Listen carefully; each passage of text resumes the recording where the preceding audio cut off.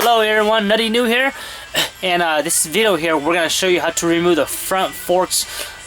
This is being performed on a 2005 CBR 600RRR. If you haven't watched my other video on how to remove the front wheel, definitely watch that unless you already know how to remove the front wheel. But once you remove the front wheel, you remove the front fender, and all there is to the front fender is a this is the front of it, so you have two little screws here. You have these little screws here, these little L keys. You have 3 on each side, so you remove those, your front fender just pops out. Pretty simple. Now if you're removing your front forks, two things: you're basically upgrading, or you're doing repairment, which is like your blown fork seals, which in my case that's what I'm doing. And one thing about these forks is if you're planning to do fork seals, you want to loosen all your adjusters on the front forks to soft. So you have one on the bottom here. Let me show you. You want to turn these guys to soft, so you got one on this side and one on the other side. And then you got this guy here, you turn that to soft too. And then you got this guy here, which is a 22. You take your 22 and release this. Once you do all those adjustments, there's the main bolt that you also want to remove, or you want to loosen this main bolt here. Because once you take out your forks, this main bolt is gonna be a pain in the ass to remove, and it is this big bolt here. This is the 32 bolt right here. See that? So what you want to do is you want to loosen it, and then later on you can loosen the whole thing, but don't loosen all the way, because if you do, fluid might come out. But like, definitely loosen this while the front forks are still in place, because you have leverage. So you can see, you use your 32mm. You should have in your toolkit. I got this big guy here for 12 bucks at Price Buster.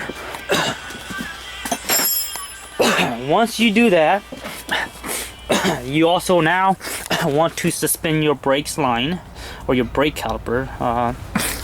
You want to suspend your brake caliper. I got them held by wires to my radiator.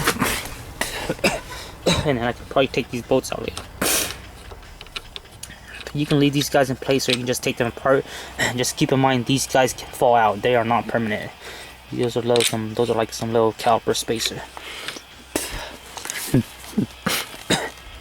And then you can see here, you can see that that's brake fluid. I don't know. I don't even wheelie or anything like that, but I had them replaced about a year and a half ago, or they lasted one season, I guess you can say that. Well, one season in this season, so 2 seasons. But the right side's leaking, and the left side is somewhat leaking. This is just debris and dirt. But yeah, once you get those done, removing the forks is really simple. You need a 10mm open wrench and a 12mm open wrench. We got two bolts. One on one of these guys. These are your 10. What you do is just loosen these guys here, 1, 2, and then next thing up, you loosen these 2 bolts. Let me see if I can get a better view. See these guys? Loosen these guys right here. This is a 12mm. This is a 12. So I already got them loosened up. I just need to loosen this guy, and the fork is gonna pop out. So let me set the camera aside. Hopefully you guys can watch and learn from the master. I'm just kidding. I'm no master. So what you do is just loosen these bolts.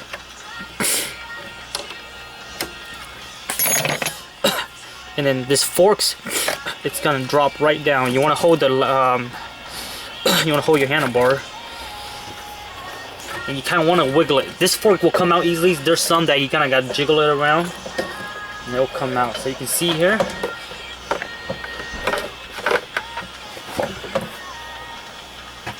There you go, guys. There's the right forks. You can see the right forks. one thing you gotta watch out on this forks, there's this little ring right there. See that?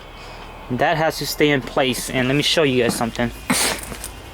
That is the notch. There's a notch in it meant for that place.